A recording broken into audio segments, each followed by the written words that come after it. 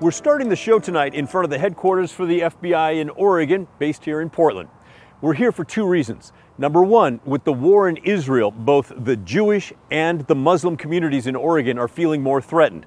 So we're going to talk to the FBI about whether any of those threats are credible, and if they are, how they run them down. Secondly, the special agent in charge here has extensive experience in international hostage rescue. We're going to talk to him about what is most likely happening with the U.S. government as they try to find the American hostages taken by Hamas. Are there threats coming in against the Jewish community, the Muslim community?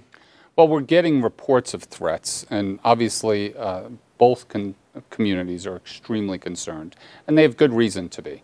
But as I sit here right now, we have no specific or credible threats against anybody here in the state of Oregon. But that doesn't mean that we're not in a higher state of vigilance right now, admittedly. Can you talk about what that means? So we want to make sure that we're not surprised by anything here. So that includes looking for the potential of violent extremists that may take action because of what's going on halfway around the world. Perhaps there are violent extremists out there, and we know there are around the world, that are taking seriously this call to action by Hamas and Al-Qaeda and Hezbollah. At the same time, we're concerned about violent extremists here in the U.S. that out of racist hatred would seek to go against another community here because of their religious beliefs. So we are really making sure that we're going through our own active investigations, that we're taking a second, third, fourth look at any kind of threats that come into us, that come to our attention, and then just doing a ton of community outreach. So that's Kieran Ramsey, the special agent in charge of the Oregon FBI. He encouraged anyone who gets a threat to call your local police, or you can call the FBI too. He said when threats do come in, the agency will work to identify the person making the threat and then determine if they have the capability of carrying out that threat. Even if they don't, he said, it's still possible the person could be charged with a state or federal crime. Now, on to the second reason for our visit, the hostages taken by Hamas. Ramsey has a deep understanding of what's going on behind the scenes to find them. It's based on his last job that he held in Washington, D.C., where I was the director of what's called the Hostage Recovery Fusion Cell, which is in essence a giant government task force that brings together every agency you can possibly think of to rescue Americans being held hostage overseas. And how do you, so for something like the hostages taken by Hamas, how do you even figure out where they are? Well, it starts with intelligence, right? When I talk about leveraging everything we can in the U.S. government, we leverage our State Department, our diplomats, to determine if we can get additional information from our friendly foreign partners.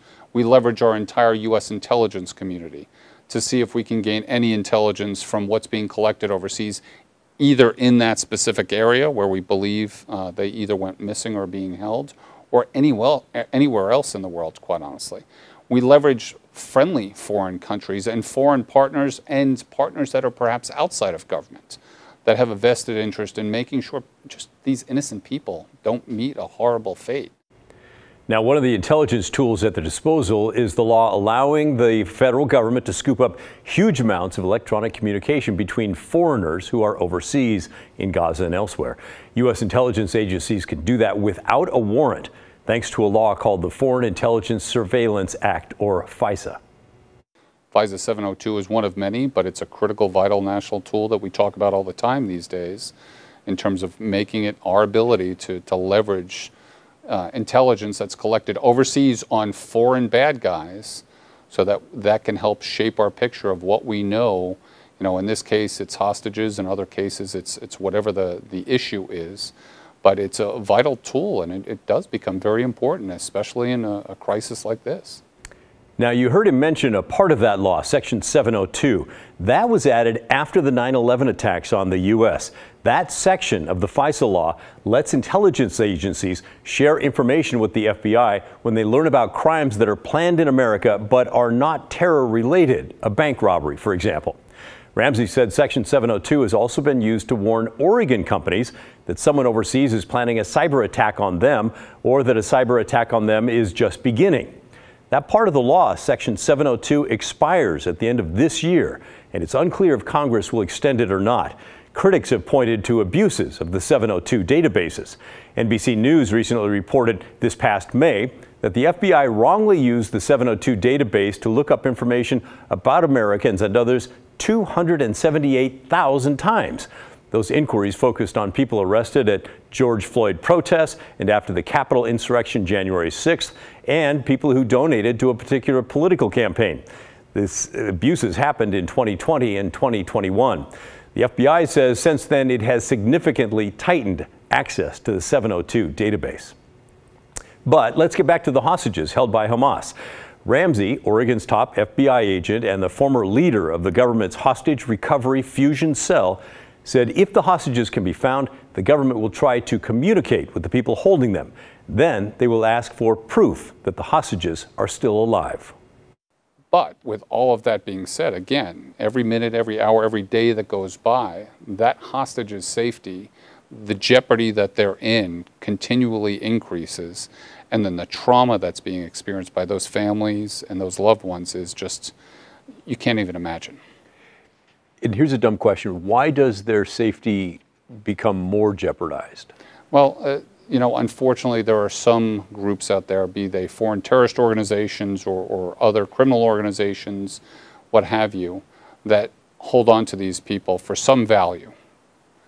But perhaps those organizations, especially these terrorist organizations, they lose patience in whatever conflict. And let's go back to the fact that they're in an active war zone, that there are a lot of variables that no one can control except those holding those hostages. And they don't play by the... The New York Times reports that the U.S. is working with Qatar, a tiny nation with extensive ties to militant groups, in an effort to free the hostages. That country is serving as a mediator between Hamas and the U.S. We will all be watching to see how that goes.